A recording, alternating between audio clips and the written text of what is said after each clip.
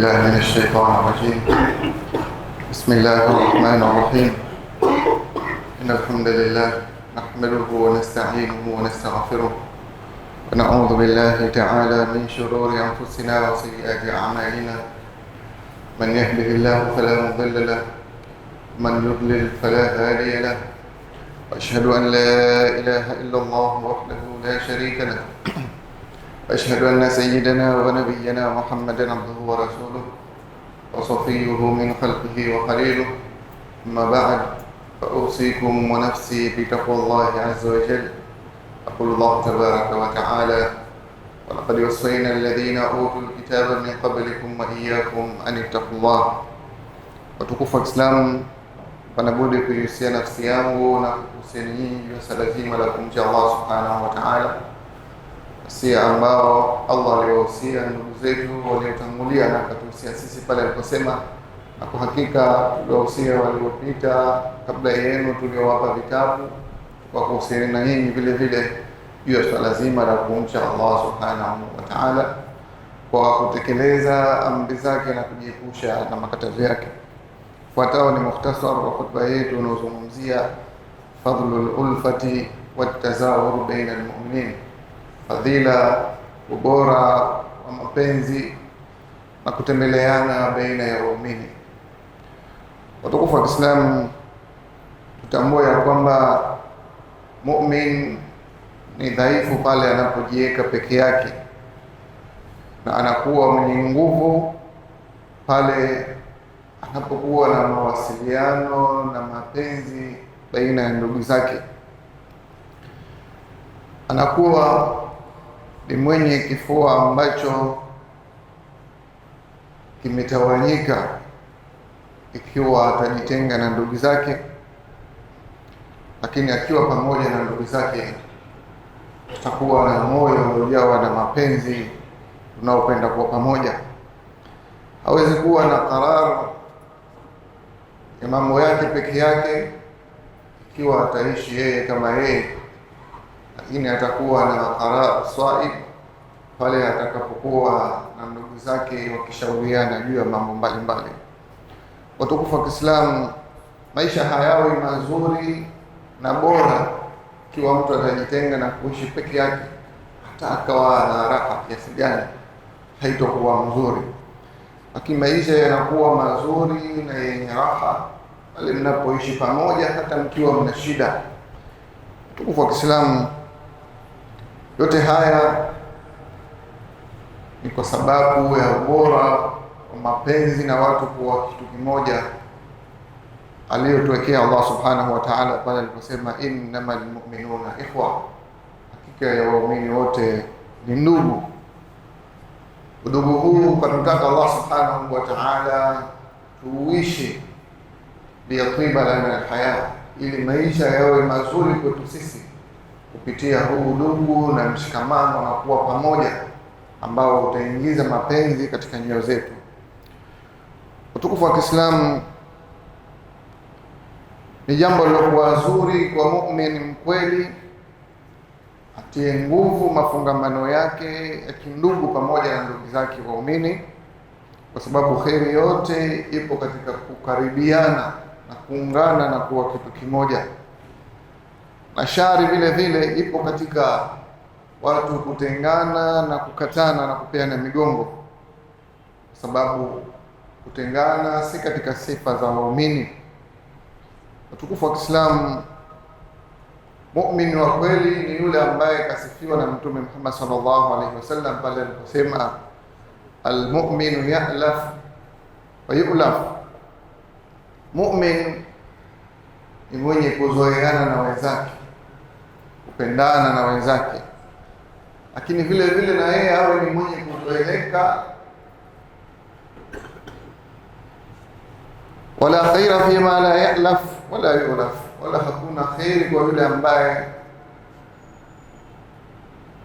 yeye hapendi kuzoeana na watu,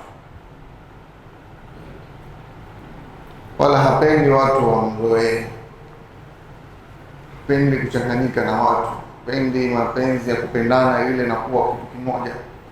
Yeye anapenda maisha ya infiradi, ya kipekee. Kwa Mtume sallallahu alaihi wasallam, hakuna kheri kwa mu'min yule ambaye anazoeleka, yeye tayari kuzoeana na wenzake, wakaishi pamoja kwa kuzoeana, kwa mapenzi, kwa kushirikiana. Hapa ndiyo penye kheri.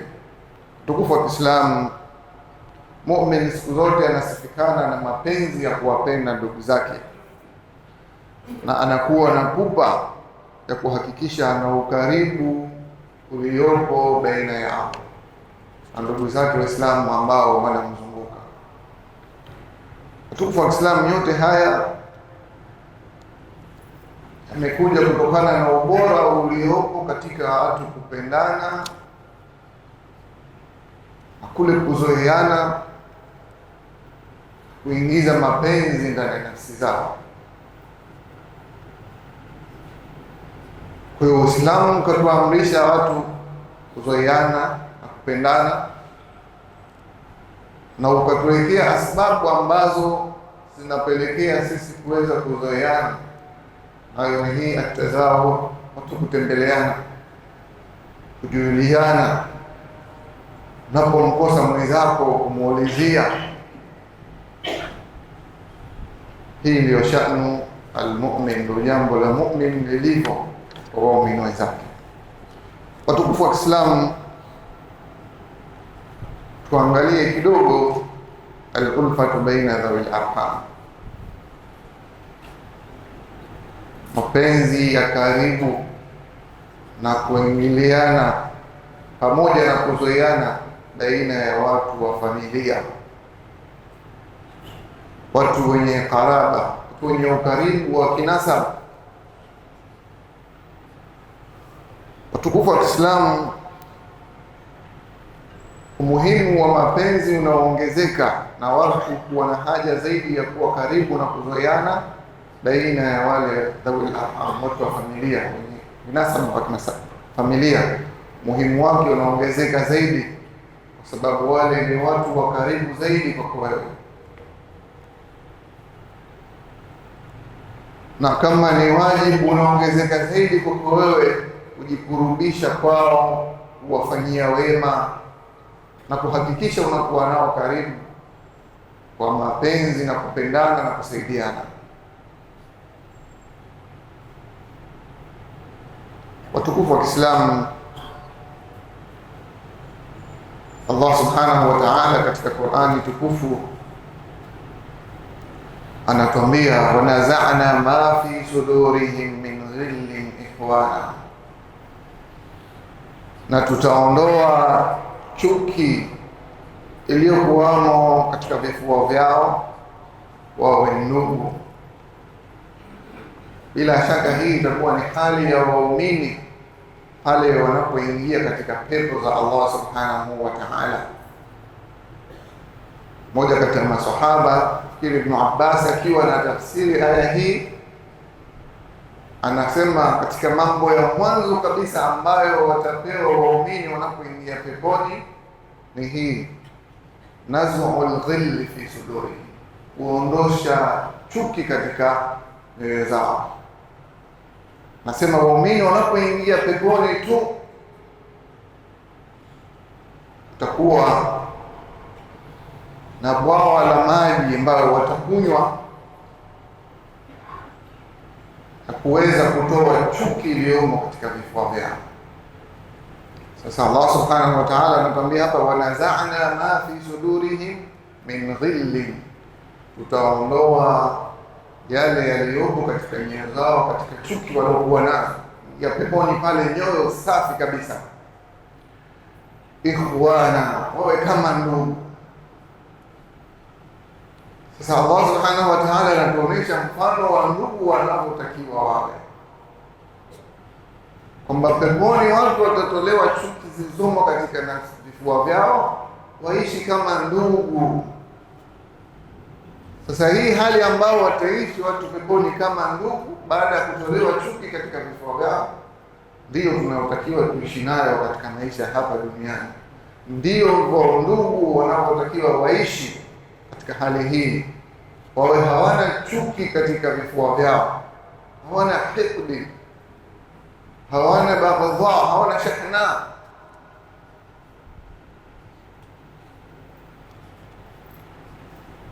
Lakini vile vile Allah subhanahu wa ta'ala katika aya nyingine akatuambia, wadhkuru ni'matallahi alaykum, kumbukeni neema ya Allah subhanahu wa ta'ala juu yenu, idh kuntum a'daa, pale mlipokuwa nyinyi maadui, fa'alafa baina qulubikum, Allah akaziunganisha nyoyo zenu, fa asbahtum bi ni'matihi ikhwana, na mkawa nyinyi kutokana na neema zake Allah subhanahu wa ta'ala mkawa ndugu.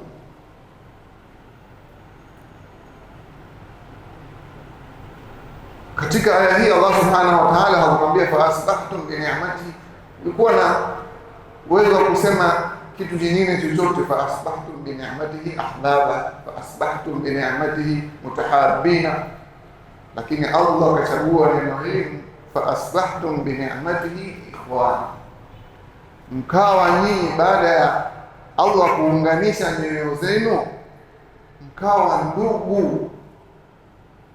Sasa Allah anataka kutuonyesha kubwa wa udugu wa kifamilia na namna inavyotakiwa uwe, kama nyoyo zilizounganishwa zikawa kitu kimoja. Fa asbahtum bi ni'matihi ikhwana, mkawa baada neema zake yeye Allah subhanahu wa ta'ala mkawa ndugu. Kwa tukufu wa Kiislamu, udugu huu kifamilia dhawil arham kuna shani adhim, una jambo kubwa mbele ya Allah subhanahu wa ta'ala. Allah katutaka tuhifadhi udugu huu, ulinde, tufanye kila ambalo litatupelekea sisi kuwa pamoja na ndugu zetu na kushikamana nao na kuunga udugu.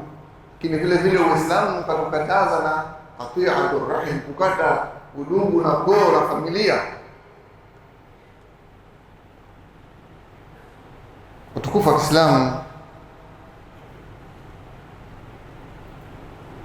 hakika watu wa karibu kwenye vinasaba vya kifamilia wanatakiwa wawe katika hali hii ya mapenzi ya kupendana,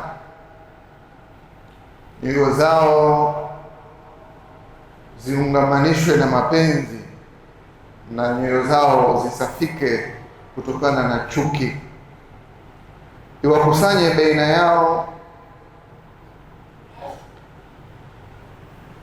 fungamano lililokuwa kubwa zaidi na madhubuti zaidi,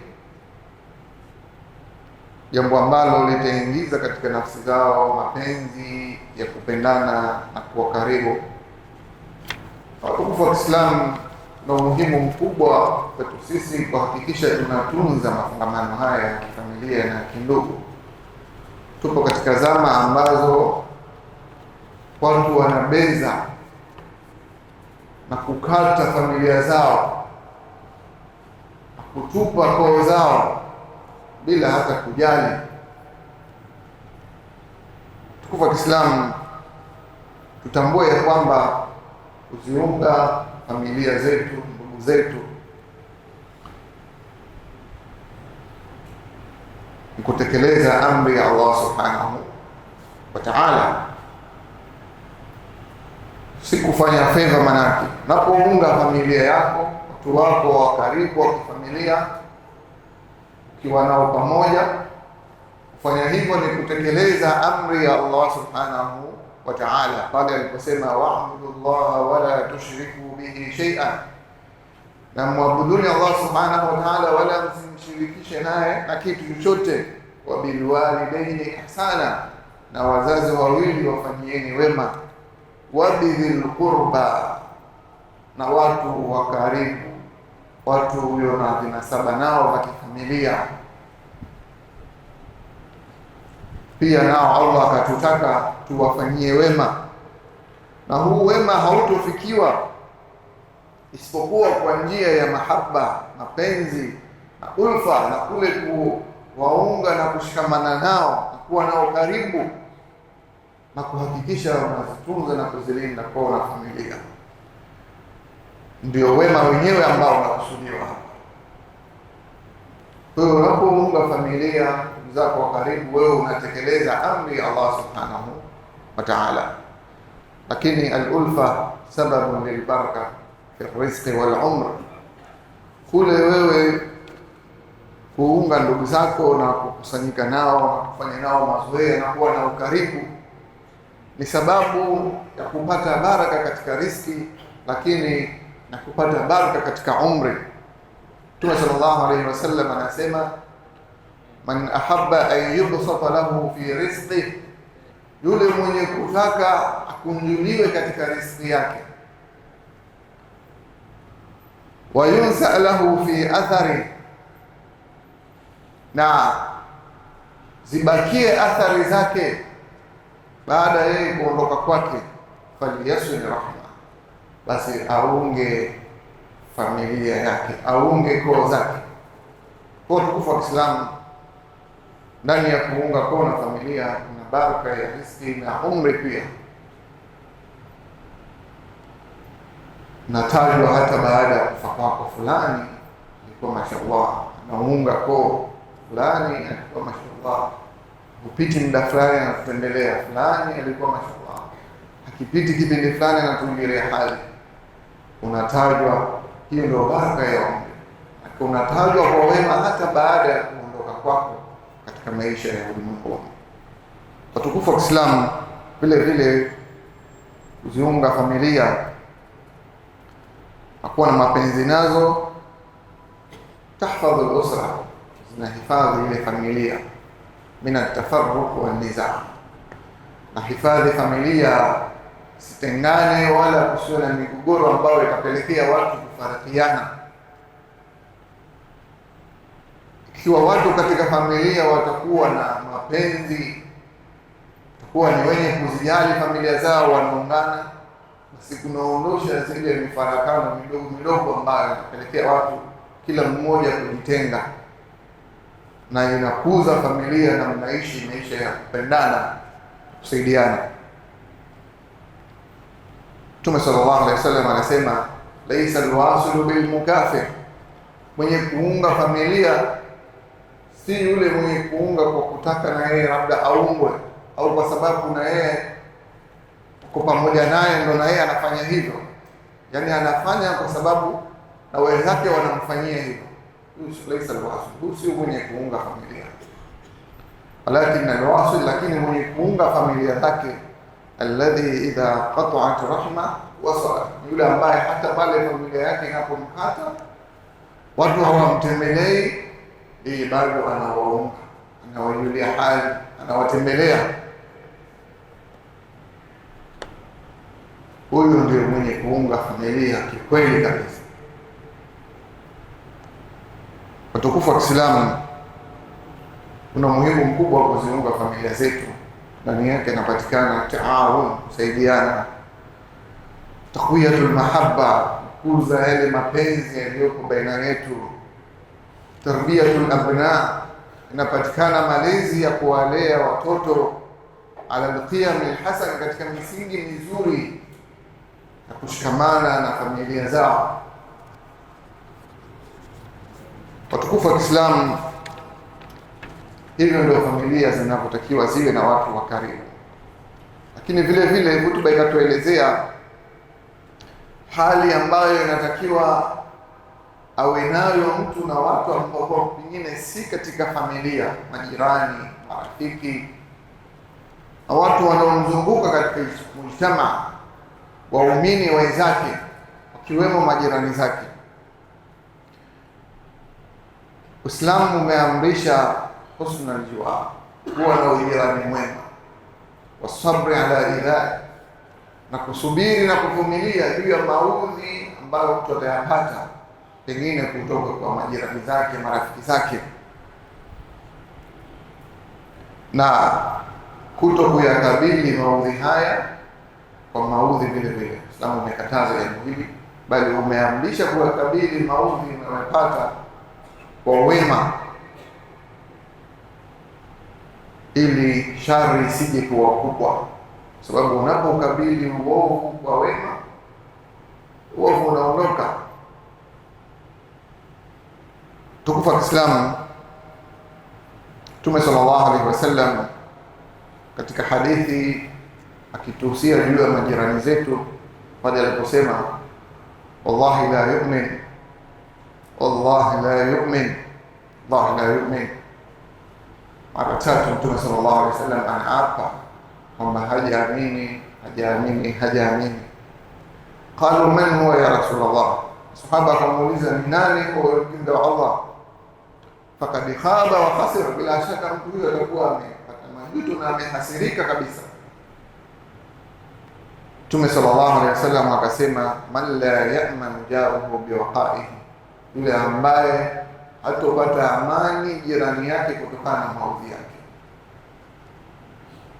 Yule ambaye jirani yake atakuwa hana amani kwa sababu ya maudhi yanayotoka kwa mwenzake. Husnul jiwar, hivi ndio namna ya Uislamu na kutuamrisha tuwe na jirani mwema. Haimaanishi tunaposema kwamba mtu anatakiwa avumilie, asubiri na maudhi anayopata kutoka kwa jirani. Tukisema hivi hatumaanishi kwamba ndio jirani anatakiwa amuudhi mwenzake, anasubiria, anavumilia, bali kuna adhabu kali na majuto ambayo atayapata mtu ambaye anamuudhi jirani yake. Aina yoyote ya maudhi ambayo wewe unayajua, ambayo endapo maudhi yale ukifanywa wewe hutopendelea kuyaona, basi simfanyie vile vile jirani yako. Hata kama unaona ni kitu kidogo, lakini kwa vile wewe ukifanyiwa vile utaudhika, pia usimfanyie jirani yako. Tukufu wa Kiislamu, Mtume sallallahu alaihi wasallam kaondoa imani kwa mtu ambaye jirani yake hasalimiki na maudhi yake, kuonesha ukubwa wa imani na nguvu ya imani katika kukuza mafungamano ya kijamii, mafungamano ya kiurafiki, mafungamano ya kiujirani. Imani ndio inakuza mafungamano haya, na imani inapoenea katika jamii kutapatikana amani na matatizo yote yataondoka, chuki zitaondoka, na utakuwa ni mshtama ambao mtamasik, wenye kushikamana, tarabut, wenye kuungana, kama alivyosifu Mtume Muhammad sallallahu alaihi wasallam, tara almu'minina fi tawaddihim, tawaona waumini katika kupendana kwao, tarahumihim, na kuoneana huruma, wataatufihim, na kule kufanyiana kwao upole, jasadi wahid, kama kiwiliwili kimoja.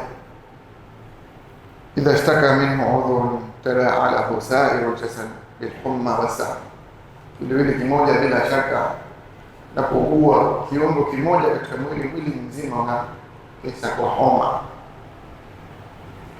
Hivi ndio hali ya waumini inapotakiwa iwe katika mshtama, kal jasadi wahid, kama kiwiliwili kimoja. Kiwiliwili kimoja, hivi mkono unaweza kukusudia uudhi mguu, na kiwiliwili kimoja haiwezekani kiungo kimoja kikusudie kabisa kukiudhi kiungo kingine katika mwili huo. Mguu labda uchukue panga useme, mkono uchukue panga useme na ukata mguu, haweza kufanya hivyo ndani ya kiwiliwili chako? Huwezi. Sema nachukua shindano natoboa sikio kwa maksudi, natoboa tumbo. Kiungo katika mwili mmoja kinaweza kikafanya maudhi hayo kwa kiungo kingine? Ndio hali ya waumini inapotakiwa katika jamii, kal jasadi wahid, kama kiwiliwili kimoja. Siwe mpesi kumuudhi mwenzako, ni kiwiliwili kimoja, vipi utamuudhi? Kwa hiyo kama mwili ulivyokuwa hakiwezi kiungo kimoja kufanyia maudhi ya maksudi kiungo kingine, bali hata pale unapokuwa unakata kucha ya mguu ukateleza mkono ukajiumiza, basi unajilaumu. Ndio waumini wanapotakiwa wawe katika jamii, tu asiwe mwepesi kumfanyia maudhi mwenzake kwa maksudi, kusudia kumkera na kwa sababu sisi ni kiwiliwili kimoja. Uone kwamba unapomuudhi mwenzako kama unajiudhi wewe, unapomsababishia madhara mwenzako ni kama kwamba unajisababishia wewe. Hakadha halu mu'minin, hivi ndio inavyotakiwa wewe hali ya waumini katika jamii. Na bila shaka hali ikiwa hivi, itaenea amani na mapenzi na huruma baina ya waumini, na watu wataishi maisha yaliyokuwa mazuri kabisa ya kupendana na kuoneana huruma na kufanyiana upole. Watukufu wa Kiislamu,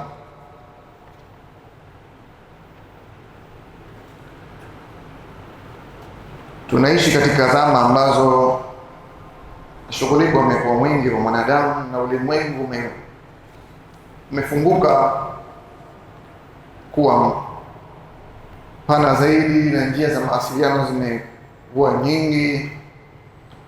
Watu wakatosheka na njia hizi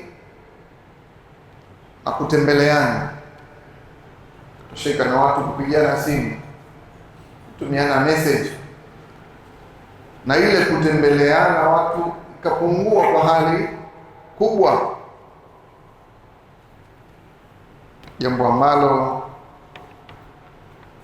bila shaka watukufu wa Kiislamu, kukosekana kule kutembeleana kwa kiwiliwili, umetoka umemtembelea mwenzako, kukosekana jambo hili ni kukosekana kwa fadhila kubwa. Tukatai uwepo wa maendeleo ambao umeturahisishia sisi kujuliana hali kupitia simu, kumpigia hali yako unaendeleaje, kutumia message. Ni miongoni mwa maendeleo ambayo ni mazuri, hata kujuliana hali bila mtu kupata tabu sana ya kumtembelea. Lakini kule kutembeleana, toka mtu sehemu moja kwenda sehemu nyingine, kuna kheri kubwa ambayo inapatikana ndani yake. Katika hadithi iliyopokewa na Abu Hurairah, Mtume sallallahu alaihi wasallam anasema, anna rajulan zara akhan lahu fi qaryatin ukhra, mtu alimtembelea ndugu yake katika Uislamu katika kijiji kingine. Fa arsala Allahu lahu ala madrajatihi malakan, Allah subhanahu wa ta'ala akamtuma malaika amfuatilie yule kijana ambaye anaenda kumtembelea ndugu yake. Falamma ata alayhi, basi alipomfika malaika akakutana na yule kijana, qala, akamwambia aina turid, naenda wapi? Akasema yule kijana, uridu akhan li fi hadhihi alqarya, namkusudia ndugu yangu katika imani yuko anaishi katika mji huu, ndio naenda kumtembelea. Malaika akasema kumwambia yule kijana, hal laka alayhi min ni'matin taburruha au tarubbuha, je, una neema ambayo unakusudia wewe kumfikishia? Ni mathalan una kitu chochote ambacho umetoka nacho huko unakusudia kumpelekea? Yule kijana akasema, la, sina, ghaira anni ahbabtuhu fillahi azza wa jalla, sina neema yote niliyotoka nayo huko ambapo nampelekea. Ni zawadi, nimebeba mkungu wa ndizi au nimebeba roba la viazi, labda nampeleka kutoka shamba na nampelekea. Sina chochote nilichochukua isipokuwa tu mimi nimempenda huyu ndugu yangu fillahi, kwa ajili ya Allah subhanahu wa ta'ala, ndio lilonisukuma mimi kutoka niende kumtembelea. Akasema yule malaika, fa inni rasulullah ilayk, mimi ni mjumbe wa Allah subhanahu wa ta'ala kuja kwako, bi anna Allah qad ahabbak, nimetumwa mimi nije nikwambie kwamba Allah subhanahu wa ta'ala naye amekupenda, kama ahbabtahu fi, kama ulivyompenda yule rafiki yako kwa ajili ya Allah subhanahu wa ta'ala, ukatoka ulipotoka ukamkusudia yeye kumtembelea ajili la, kwa ajili ya Allah subhanahu wa ta'ala, kwa ajili ya mapenzi, basi Allah anakwambia naye anakupenda. Ya lahu min bishara, bishara iliyoje ni kutoka kwa Allah subhanahu wa ta'ala. kupata ujumbe wa mapenzi unaotoka kwa Allah subhanahu wa ta'ala, kwamba anakupenda kwa sababu ya mapenzi yako ya kumpenda ndugu yako kwa ajili yake yeye Allah subhanahu wa ta'ala, ukaacha na shughuli zako ukatoka kwenda kumtembelea, ni jambo kubwa mno. Kwa hiyo kuwepo kwa njia hizi za mawasiliano na kusiondoshe zile ziara za kutembeleana, mtu kutoka sehemu moja kwenda sehemu nyingine akamtembelea ndugu yake Muislamu, hizi zisikatike, kwa sababu kuna baraka ndani yake ambayo inapatikana, kuna malipo ndani yake yanapatikana, kuna ujira ambao upo. Utukufu wa Islam, kisha kabisa tumalizie kidogo kuangalia adabu za kutembeleana na watu, kuzoeana. Moja kabisa, kuna ikhlas. Ile ziara yako ile umeifanya kwa ajili ya Allah subhanahu wa ta'ala, kama hadithi tulivyosoma. Usiwe na lengo jingine, hata kama kutakuwa na malengo mengine kibiashara, lakini yatanguliwe malengo haya na ikhlas kwa ajili ya Allah subhanahu wa ta'ala. Ya pili, vile vile ikhtiyaru waqti munasib wal istidhan, kuchagua wakati munasab wa kutembeleana pamoja na kuomba ruhusa. Kabla hujatembelea ndugu zako, hata ukapiga simu, jamani nakuja, huko kanije, kwambia leo hatupo, njoo siku fulani, au leo kuna shughuli, njoo siku fulani, ndio istidhan. Hii imetajwa katika Qur'ani, pale mtu anapokwenda katika nyumba mwenzake, basi anatakiwa aombe ruhusa, na hii inaingia katika namna hiyo hiyo ya kuomba ruhusa. Lakini na wakati munasib wa kuwatembelea, Allah subhanahu wa ta'ala akatutajia nyakati tatu ambazo hizi hazipendezi mtu kutembelea ndugu zake. Baada salati al-fajr, kabla salati al-fajr, kabla salati al-fajr, tabani wakati wa usiku ni wakati haufai mtu tembelea wenzake. Baada salati al-dhuhr na baada ya salati al-dhuhr, na shaka ni muda wa qailula, kupumzika kidogo, pia ni muda ambao haumpendezi mtu kutoka kwa mwenzake kwa ajili ya ziara. Na baada salati al-isha, baada ya sala ya isha, ni muda wa mapumziko wa kulala.